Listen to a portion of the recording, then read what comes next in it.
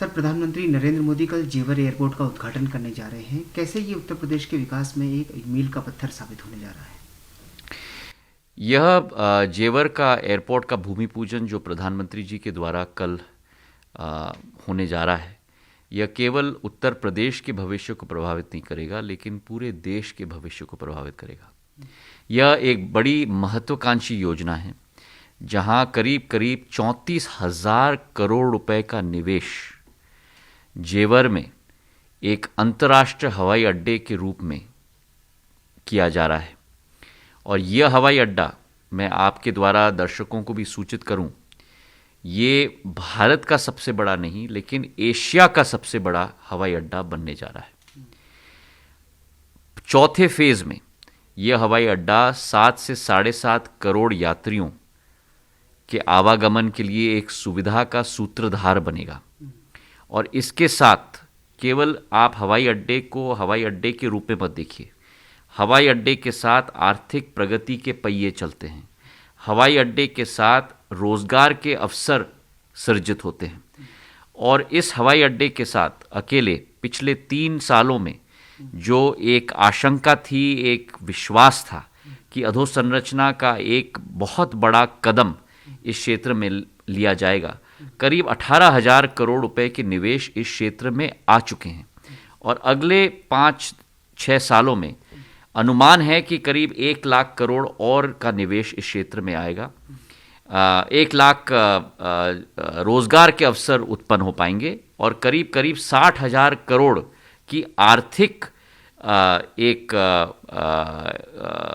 Engine की शुरुआत होगी निवेश के द्वारा और उत्पादन के द्वारा। तो ये हवाई अड्डा भारत का नवरत्न आने वाले समय में बनेगा।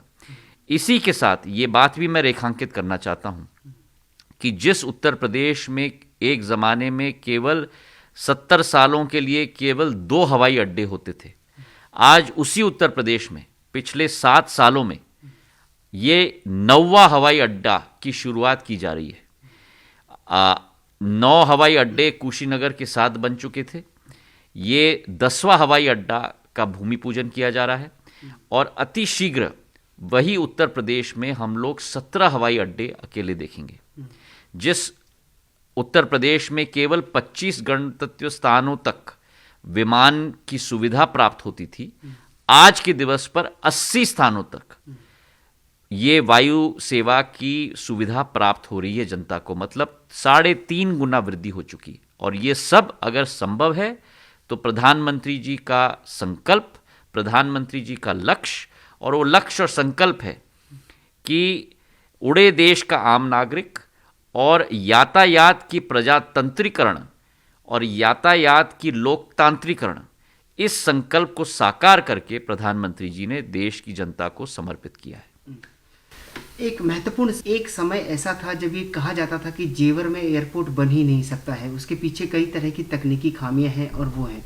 आपको क्या लगता है, क्या विल पावर नहीं थी पॉलिटिकल, या फिर कुछ और इसके पीछे वजह थी?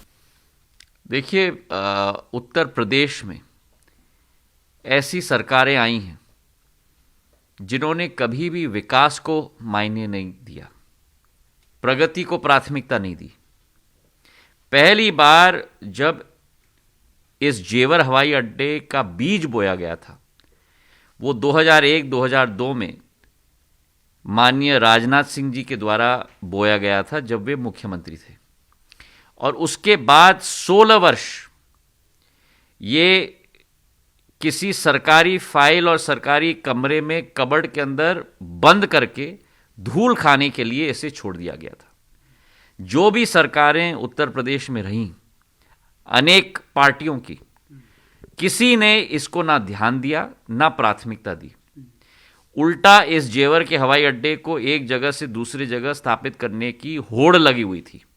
जब 2017 में भारतीय जनता पार्टी की सरकार उत्तर प्रदेश में स्थापित हुई, उस दिन से जो प्रधानमंत्री जी की सोच और विचारधारा थी, जिसकी शुरुआत उन्होंने 2014 में किया, इस सोच विचारधारा के साथ कि दिल्ली के लिए एक नया एयरपोर्ट हमको स्थापित करना होगा, क्योंकि दिल्ली कैपेसिटी तक पहुंच चुकी है। उस सोच और विचारधारा को जब भारतीय जनता पार्टी की सरकार स्थापित हुई 2017 में उत्तर प्रदेश में, तब उसे अंतः तक ले जाने के संकल्प के साथ 4 साल के अंदर आज वो जमीन भी पूर्ण रूप से तैयार हो चुका है, 1334 हेक्टेयर। उसी के साथ बिडिंग भी हो चुकी है।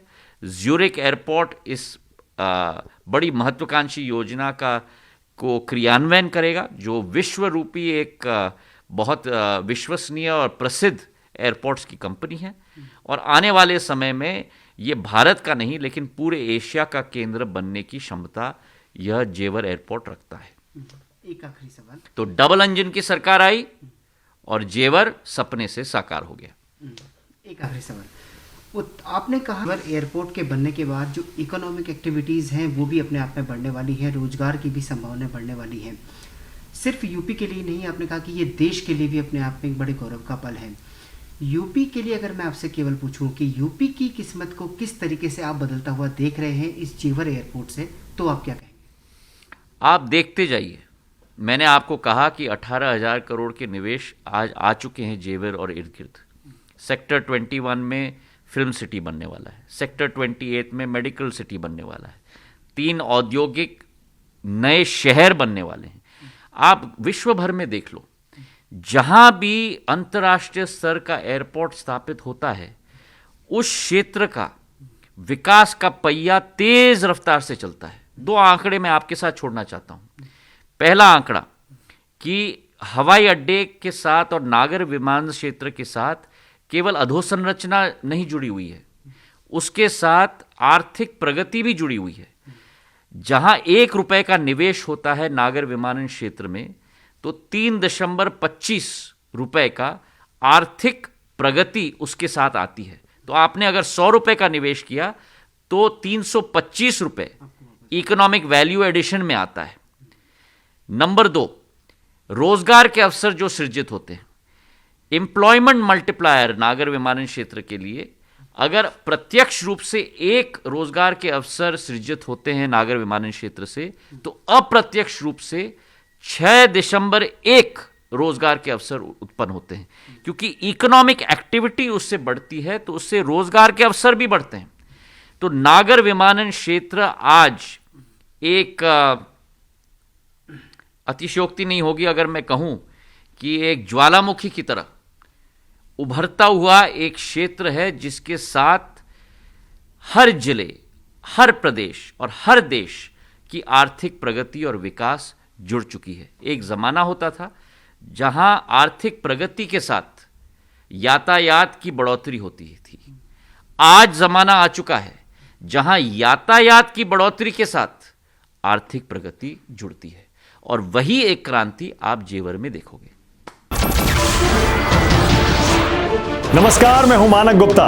अगर आपको हमारा ये वीडियो पसंद आया हो तो इसे लाइक और शेयर जरूर करें, और हां, हमें सब्सक्राइब और फॉलो करना ना भूलें ताकि आप देश और दुनिया की कोई खबर मिस ना करें। तो जुड़े रहिए हमारे साथ और देखते रहिए न्यूज़ 24।